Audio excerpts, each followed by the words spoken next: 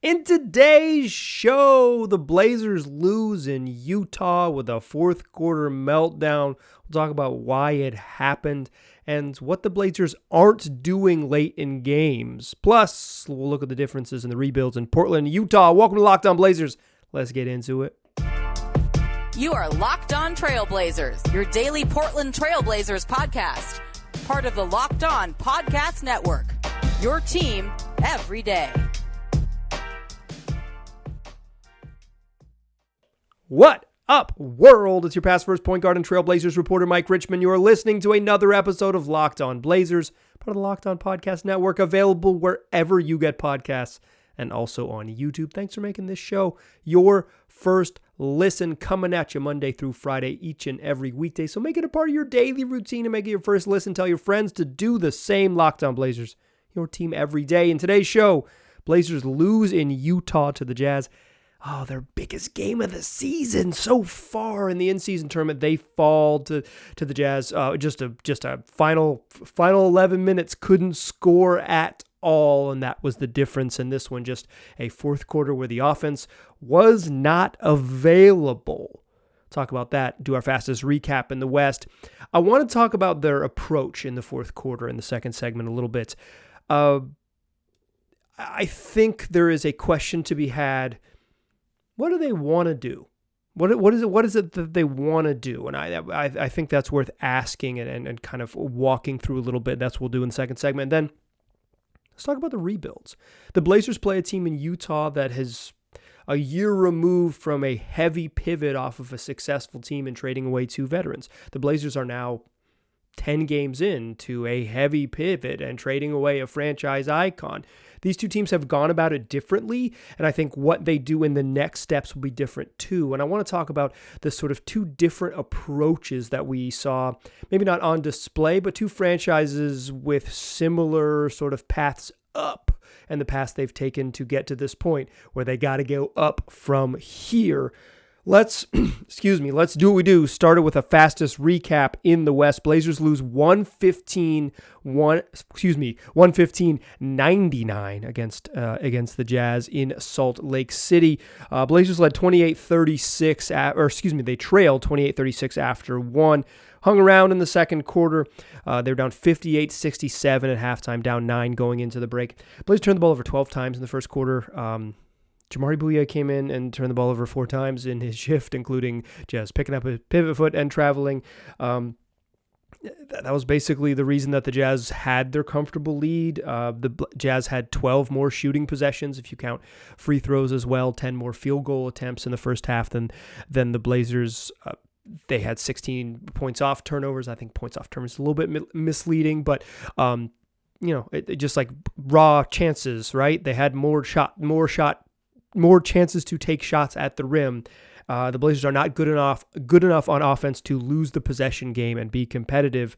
But they hung around. They battled. This is what they do. And they stayed with it. Down 9 at halftime, down 9 after 3, 86-95. They're actually within 3 with a minute and 50 left in the third quarter. The Jazz closed the third and got into the fourth strong. But like the Blazers were they were still chipping away. And after the lead changes early in this game, and the Jazz held the lead from the late first quarter on in this one, but Portland battled back. They battled back in the third. They battled back to open the fourth quarter. They get a deep 3 from Shaedon Sharpe on the left wing, like a 30-footer pull up late in the shot clock. He needed to shoot it, hits it cash from 30 feet. Then they get a steal on kind of a bad passing, and Shaedon Sharpe gets fouled, but it's determined to be a clear path foul. He hits 2 free throws. Then the Blazers get a stop, and Skylar Mays comes down and scores on that little inside-hand layup that he loves so much. Right hand to the left side. Damian Lillard special from Skylar Mays. And all of a sudden, a minute into the quarter, it's 95-93. The Blazers rip off a 7-0 run to start the quarter. It's a 2-point game, 11 minutes left, toss-up right there to be had. Game is there to be won. And the Blazers don't. Instead, they go 2 of 20 over the final 11 minutes from the floor. Yikes. They scored just 13 points in the fourth quarter. They were outscored 13-20. It's not like the Jazz were running away with this thing. The game was there for them, but the offense disappeared in the final 11 minutes. 2 of 20 after it was a 2-point game. Jazz ripped off a 13-zip run to push it to 15 with 5 minutes and 40 seconds left. And the final half of the quarter, the Blazers just like, they don't have enough firepower to scramble like that. They're not going to win the final 6 minutes by 16. It's just they just don't have that. They gave themselves an opportunity, and then they blew that opportunity. That's your fastest recap in the West, 99. They lose 115-99. To the box score, Jeremy Grant, 26 points to go with 2 boards and 1 assist, a Jeremy Grant special. Toumani Camara got the start tonight. Blazers Chauncey Billups changed up the starting lineup, going with the rookie. Toumani Camara finished with 9 points and 5 boards in 25 minutes. 22-10 to go with 3 dimes for DeAndre Ayton. I thought he had a really solid game, and the Blazers just forgot how to get him the ball late in games, as they do. It's kind of their move. Shaedon Sharpe struggled shooting the ball, but filled up the box score, 17 points. 8 rebounds, 7 assists, but 4 of 16 from the floor, 2 of 10 from 3. While the Blazers were struggling late, Shaedon Sharpe he looked tired. He played 41 minutes tonight, 40 minutes and 59 seconds according to the NBA box score. 41 minutes. He's playing 41, 42 every night in the league. He's leading the league in minutes. Like he's young and he can handle it. And guys in the 90s, like I grew up watching basketball games where they played 6 dudes and everyone played 45 minutes a night, and it was normal. It's not that normal anymore. I think we have enough science to suggest that maybe it's too much. Can he do it? Sure. Should he do it? Absolutely not. You got to find a way. Like, the Blazers are going to lose some games, and playing Shaedon Sharpe less is going to cause them to lose games, but he's got to play less. He's got to play a little bit less. He's got to play like 38. Got to steal him 2 minutes in each half. 2 minutes in each half. You got to figure out how he can not be on the court, because he's just playing too much. And we're 10 games into this thing, and the team's 3-7. It's okay if they lose. It's okay if they get shelled in 2 minutes in each half with him not on the court. Skylar Mays, 6 points and 10 assists. He continues just to run the offense. His own offense is a little bit of a struggle, but 6 points, 10 assists in his 31 minutes. Shamari Bouye, my man had a tough 17 minutes. 0 for 5 from the floor, 0 for 2 from 3. 4 turnovers and a rebound, no assists. Yikes! If he's not gonna score or set folks up, like I just think it's like he was unemployed, right? He's unemployed a couple days ago. He's a two-way guy who just like can't play in the league right now. No fault of his own, but he kind of got exposed in this one. 6 points from Matisse Thybulle off the bench. Duop Reith scoreless. Blazers played the end of the bench at the very end of the game, so we got Ish Wainwright made his debut. They played 2.5 minutes of true garbage time at the very end. And Jabari Walker, 12 points, 8 boards, saved him for last. Two steals and a block. I thought Jabari Walker was great in this game. He closed the game. He was on the court in the fourth quarter at quote unquote crunch time, at winning time, I think is more accurate. It wasn't Camara, it was Walker as your small forward next to Jeremy Grant, Mays, Sharpe, and DeAndre Ayton. I thought Walker was great in this game. He played hard, played really, really aggressive defense, moves his feet, active hands, rebounds, made his threes tonight, 2 of 3 from 3. When he does that, he's a different basketball player. I thought he was really solid. On the Jazz, Jordan Clarkson got hot early and stayed hot late. 30 points for Jase, 21-9 for Lauri Markkanen, 14-10 for John Collins. Ochai Agbaji had 6 and 8 boards. Rookie starting point guard Keontae George finished with 15 points and 7 assists. Kelly Olynyk 12 and 12 off the bench, 13 and 7 assists for Colin Sexton.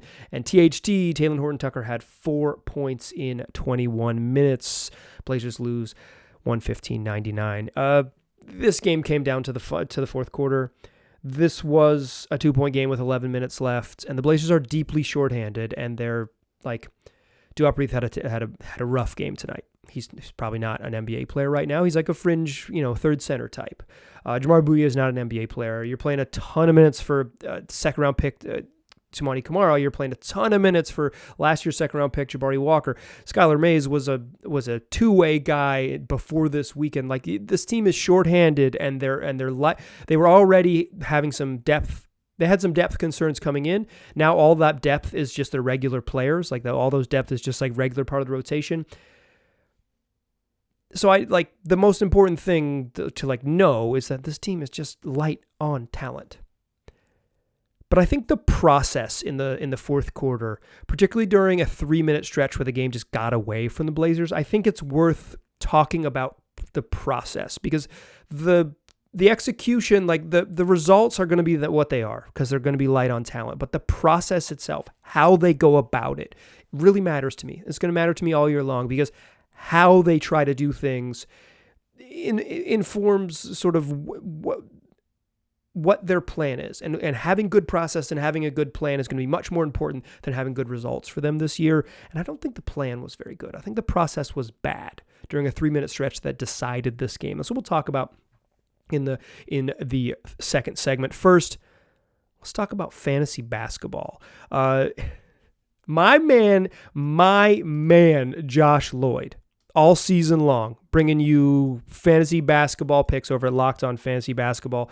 He's the best in the game and the best doing it, but he's also partnered up with eBay Motors to bring you some of the best fantasy picks each and every week. So whether you're prepping for daily fantasy or you're scouring the waiver wire, every week I'll be right here providing you players that are a guaranteed fit for your roster, courtesy of Josh Lloyd. So let's see who he's picked for eBay's guaranteed fit fantasy picks of the week. He's got 2 players you saw play tonight. Keontae George, who's starting for the Jazz. He had 15 and 7. He had 20 assists in his first 2 starts. Rack it up, make it 27 in his first 3 starts. He's ballin'. He can play add him to your team if you need assists. And the other name on the list you need to know is Skylar Mays. And if you're a Blazer fan, you already know. He's just solid. He's competent. He's not going to blow you away on offense, but he's going to push up towards double-digit assists every single night. He's not going to turn the ball over a lot. He's not going to have super negative shooting nights. Tonight he was 3 of 8, but you're not going to see like a 3 of 16 game from Skylar Mays. He's not going to kill you with efficiency issues if your fantasy league, like mine, values fantasy. Skylar Mays, someone in my fantasy league, picked him up before I could. I had Malcolm Brogdon, and they scooped Skylar Mays before I could after Brogdon got hurt. I'm bummed because Josh is right. Skylar Mays is a real useful, as long as he's in the starting lineup and playing 30 minutes a night, Skylar Mays is a really useful fantasy piece. Josh from Locked On Fantasy Basketball, my man Joshy, is going to help you win your fantasy league. He's helping me. He helped me win a silver medal last year, and he's going to help you win and finish on the podium. And eBay Motors knows a championship team is about each player being a perfect fit. Same with your vehicle. So with over 122 million parts for your number one ride or die, you can make sure your ride stays running smoothly. They got brake kits, LED lights, roof rack, bumpers, whatever your baby needs, eBay Motors has it. And with eBay Guaranteed Fit, it's guaranteed to fit your ride the first time, every time, or your money back. So keep your ride or die alive at ebaymotors.com. eBay Guaranteed Fit, only available for U.S. customers. Eligible items only. Exclusions apply. All right. So I think I know this game slipped away from the Blazers during a 3-minute stretch in the fourth quarter. It's a 2-point game. Shaedon Sharpe 3, Shaedon Sharpe free throws, Skylar Mays buckets, 2-point game. But the bench is still in there, and the Blazers are running with Duop Breath and Matisse Thybulle, and they had a couple late shot clock threes, late shot clock plays, plus 2 transition threes. Right, it's like they're either rushing to take a transition 3. Thybulle actually was the transition 3. He takes a rush 3. Shaedon Sharpe takes a rush 3. Then there's like late clock shots. A Duop Breath late up against the shot clock bucket shot. Shaedon Sharpe up against the shot clock shot. Skylar Mays from Shaedon Sharpe up against the shot clock. They called timeout. Okay, we're down 6. It's like, let's everyone settle down. Like this game isn't over. It's like we cut it to 2. We've been battling back. We've been staying with it. It's a 6-point game. Let's get the big guns in there. Let's get DeAndre Ayton in there. Let's get Jeremy Grant in there. Let's put our good players on the court and try to win the game. It's about in the 9-minute mark. It's typical to get your starters back in the game. It's a 6-point game. What more could you want? You've been hanging around in that 9 to 11 range all game long. You briefly had it to 2, but you're down 6 with 8 minutes left. This is your chance, right? This is your chance. And they run an ATO. Jeremy Grant slips, turns the ball over, fast break bucket. Then they come down and they run a set to get Jeremy Grant a touch in the mid-post. It's a mid-post ISO. He takes a tough 16-footer. There's no secondary action once he gets into the post. Everyone's just kind of getting out of his way and letting him operate. He bricks it. Then another bucket for the Jazz. The Blazers come down after a Lauri Markkanen's bucket at the rim, so they're pushing because the Jazz are have their big men in the paint scoring off putbacks. It was an offensive rebound by Markkanen. He tips it in, so the Blazers try to run off the tip in. Toumani Camara takes a transition 3 brick, and the Jazz come down and get a drive and kick Lauri Markkanen bucket. He scores 7 straight, and the Jazz all of a sudden are up 106-93.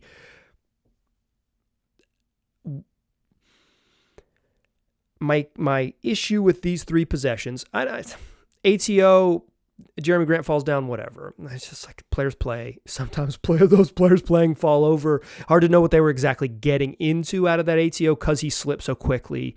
But it was Jeremy Grant a catch in the middle of the floor, right? He's got 26 points at 24 at the time, but it's like he's been pretty good.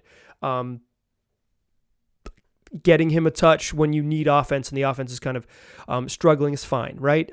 Jeremy Grant's maybe not like the most aesthetically pleasing player, but he's certainly one of the Blazers' best offensive players. He's probably the Blazers' best player right now. It's fine. They got to go to him. It's so easy. Like even if the aesthetics are bad, you got to go to him, right?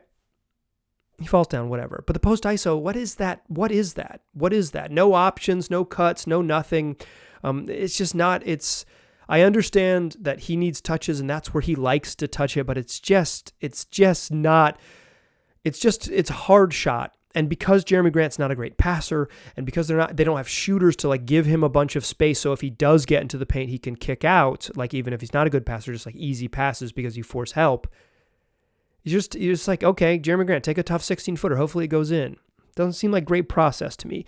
And Toumani Camara misses a transition 3 and did not play the rest of the game. So I don't think Chauncey Billups loved that one. But they take a timeout. Okay, they're down. The game's not over. They're down 13. It happened in a hurry from 2 points to 13. But it's like, and that was quick. That was a minute and 15 seconds. All of a sudden from 6 to 13. But you take a timeout.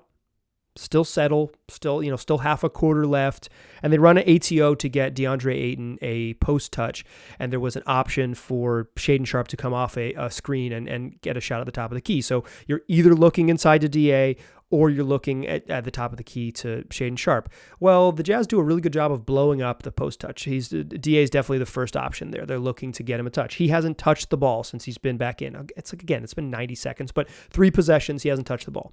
Okay. Turnover, ISO, transition 3. I don't know. It's like they didn't give it. There's a lot of opportunities for him. But like they run a play to try to get DA the ball. It gets blown up. It's good defense. But Shaedon Sharpe doesn't run hard off the screen because he's exhausted. And he just doesn't get, instead of coming cleanly off a pick, getting into a good looking shot, he just isn't there. And the timing is off. So then they have to, they have to kind of just say, okay, that didn't work. Swing the ball around. They end up getting a late clock 3 from Shaedon Sharpe, who catches it, coming off the screen eventually. And it's just like the play didn't work. And now you're looking, doesn't work. Oh, the second option the timing's bad. Okay, Shaedon, bail us out. Late clock 3, he misses.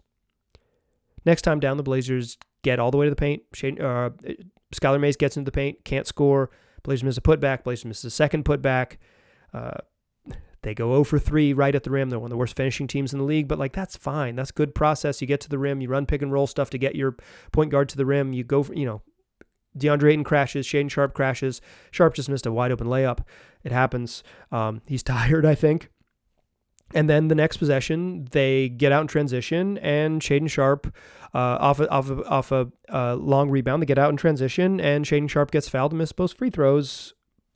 Jazz come down, run a little horn set, and get a layup off a back pick. They're up 15 with 5 minutes and 40 seconds left. That's your game. That's 2 minutes and 57 seconds. During that stretch, the Blazers go 0 for 5 from the floor with a turnover.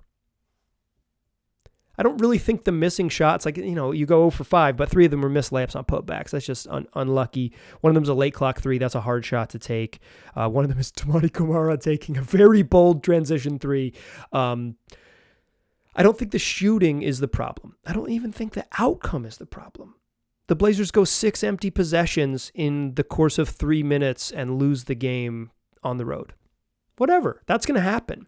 My beef with this is the process isn't very good. What are the Blazers trying to do?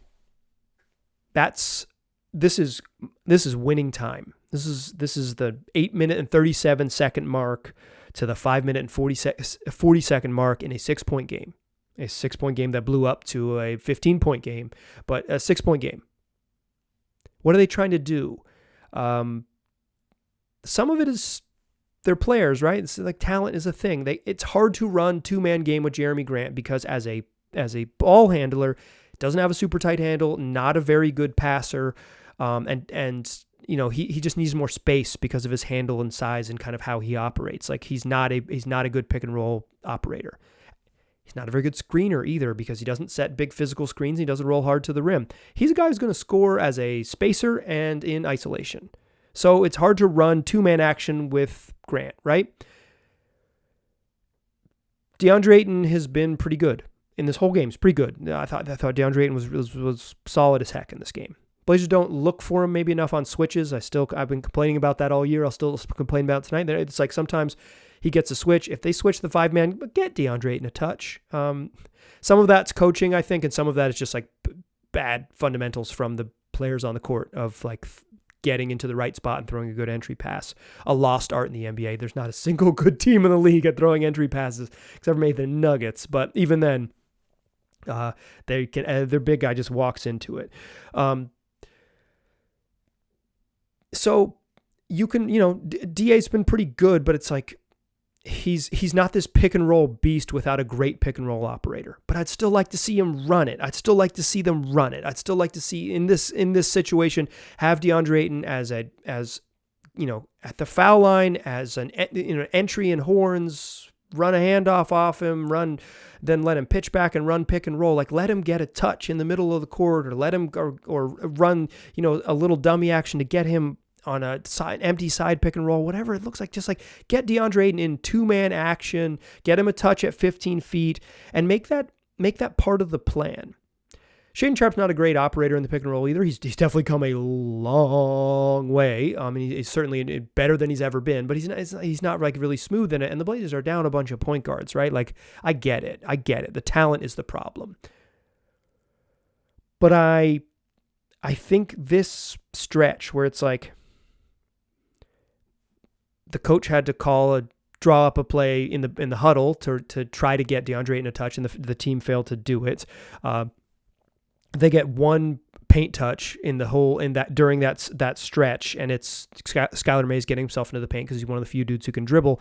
It's just like they don't have an action. When the Blazers need a bucket, and I think this is something I want to watch all year, and I'll leave it at this because I don't want to kill them for this game. They're just like kind of light on talent, but I think this is like a thing that's sticking out to me. When the Blazers need a bucket, late in games, winning time, final 8 minutes of a game, final 6 minutes of a game, final 3 minutes of a game, what are they doing? Like, what's the thing that they're going to do? I don't think we know yet. I don't think they have a cohesive plan for that. Some of it is injuries and new parts and skill sets and all those things. Like the roster is the biggest issue. But the process was bad here, and it worries me that the results are going to be bad no matter what. So if the process is bad too, that's the red flag.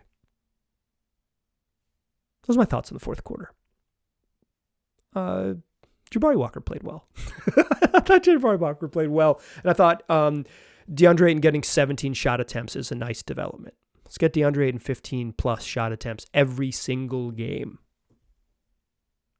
Oh yeah, and the Blazers didn't turn the ball over much in the second half. 5 turnovers after 12 in that first half. It kind of put them behind the 8 ball. A cleaner game. Maybe not a very good, well-executed game, but a cleaner game for them after halftime. Okay, let's talk rebuilds. The Jazz and the Blazers are on a similar path, and they are walking that path in very different ways. I think it's worth unpacking the 2 different rebuilding approaches we've seen from Utah and Portland, who faced off tonight and are both, towards the bottom of the Western Conference standings, and hoping that in 2 years or whatever that they're at the top. Let's talk about that to close the show. But first, I want to tell you about Ibotta. Look, Thanksgiving is next week, and Ibotta wants to fill your Thanksgiving table, or allow you to fill your Thanksgiving table, and give you some cash back along the way. Talk about getting some extra gravy on your turkey. All November long for the 4th year in a row, Ibotta is giving 100% cash back on your Thanksgiving feast. Just add the offers in the app to redeem for everything you need to make for your Thanksgiving feast. All you have to do is shop at your favorite retailers and upload the receipt. Ibotta gives you cash back, not just during Thanksgiving, but on 100 grocery items all year long. But right now, they're giving you 100%. They're matching dollar for dollar cash back. Other apps are going to give you points. Points don't really amount to much. If you're a points maven, you know that what you want is real cold hard cash, and that's what Ibotta does. You can just get that cash to your bank account, to PayPal, or however you want to do it. It's not just during this time. This time is a great time to take advantage. But if you use Ibotta and you download the app, you can get cash back all the time on normal stuff you buy, like when you're shopping at Lowe's or Macy's or Sephora, Best Buy, and plenty of other retailers. So download that Ibotta app right now. Use the code LOCK to get 100% cash back on your Thanksgiving dinner all November long. And look, you got a week left. Go do it. Time's a ticking. Just go to the App Store or Google Play Store, download the free Ibotta app, and use the code LOCK. That's LOCKED. Again, that's Ibotta in the Google Play or App Store, IBOTTA, and use the code LOCKED. Still a pass first point guard. Still Mike Richmond. You're still listening to Locked On Blazers.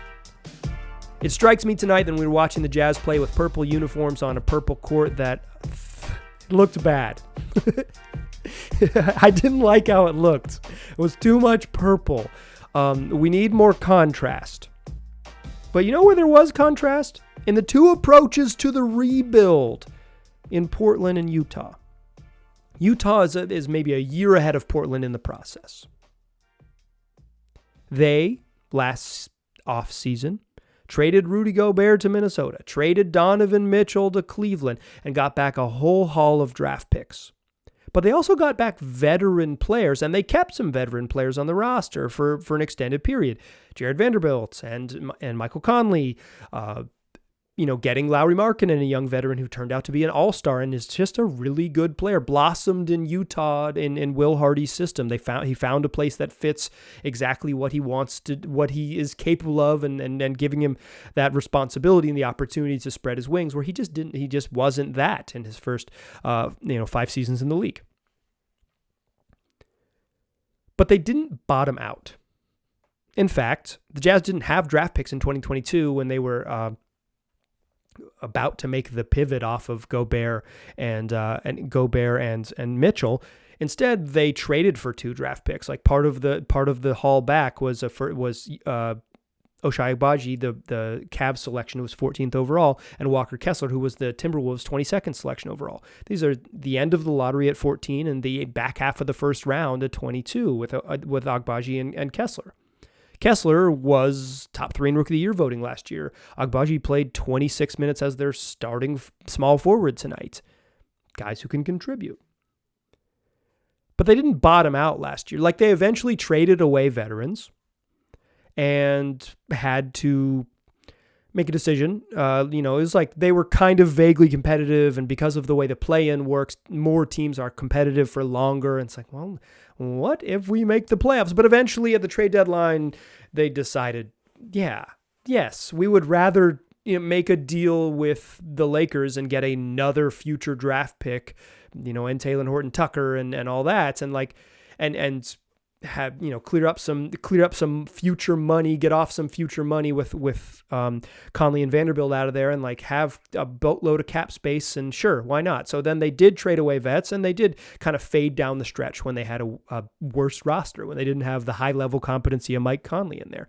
But they didn't bottom out. They finished with their own pick ended up being 9th in the lottery, and they had the 9th worst record in the league.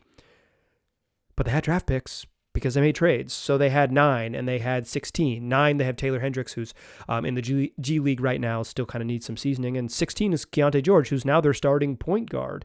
And then the back half of the first round, they had 28, and they got Bryce Sensabaugh, forward from Ohio State.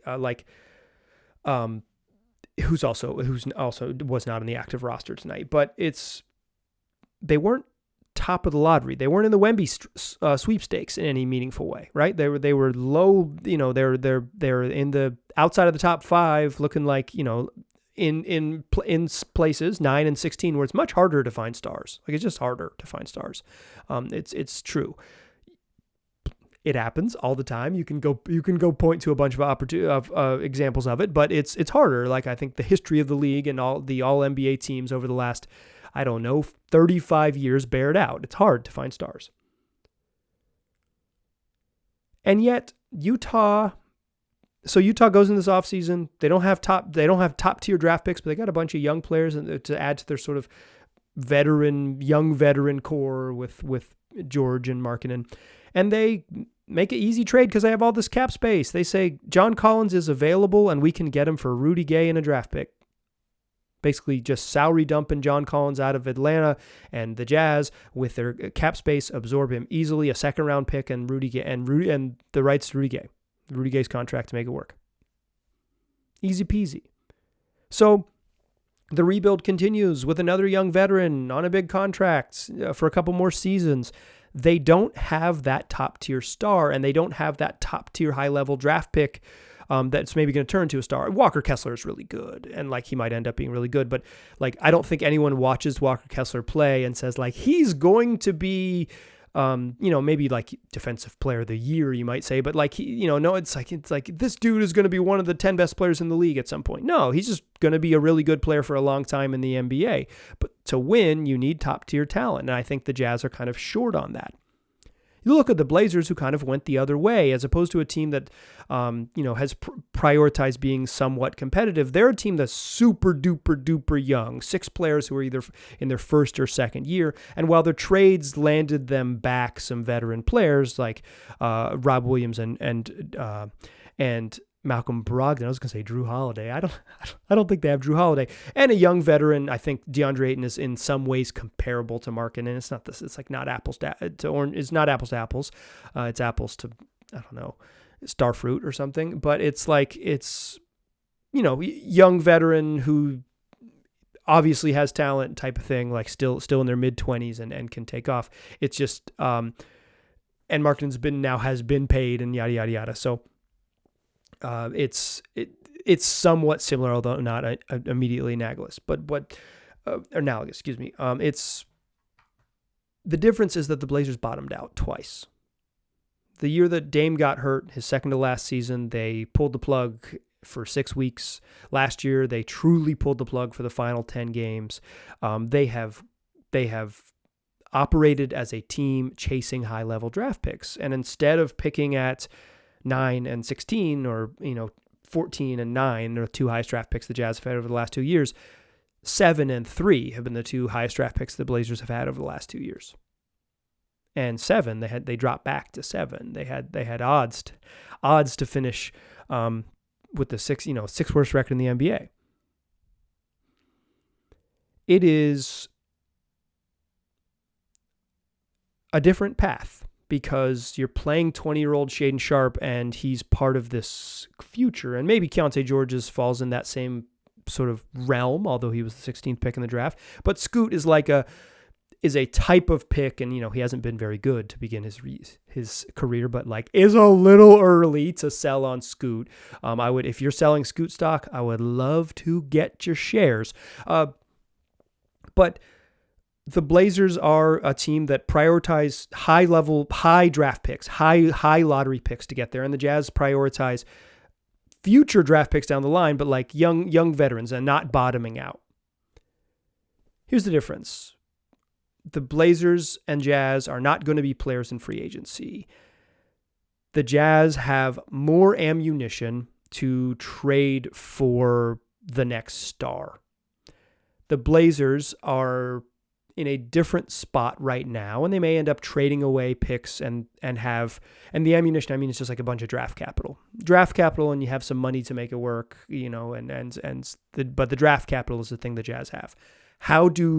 Both teams are going to have to take that step via the trade market. How do you trade for the thing or the player that, the player or the players, not the thing or the player or the players that puts you over the top? Because the Jazz need top-end talent. They need a star. The Blazers, in theory, may have drafted one of those in Shaedon Sharpe or Scoot Henderson, but it takes a long time to get to that. I think it's pretty clear this is going to be a several season levels of patience for either of those gentlemen to be like a bona fide star in the league. Shaedon Sharpe's been really good this year, but he's still growing. He's still learning and growing.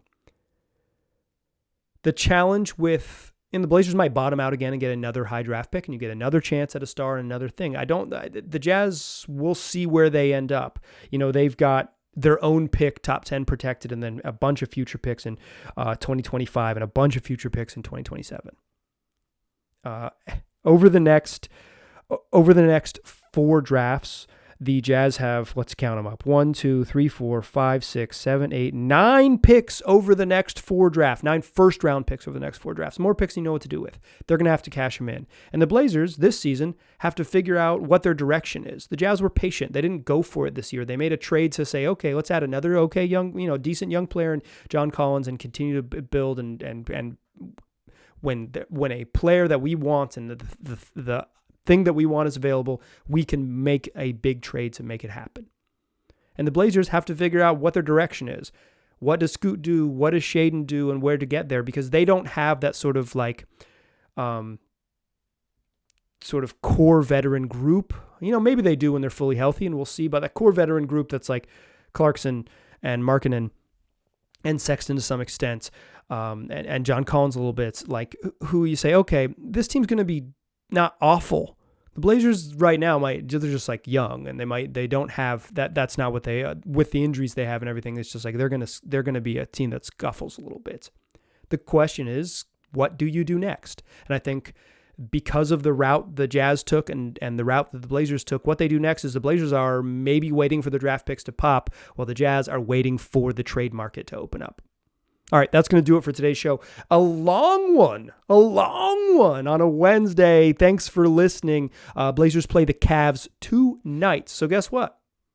Tomorrow's show, Thursday show in your feed, November 16th. We'll talk about the Cavs game. We do this 5 days a week wherever you get podcasts and also on YouTube. I appreciate you listening. I'll talk to you soon.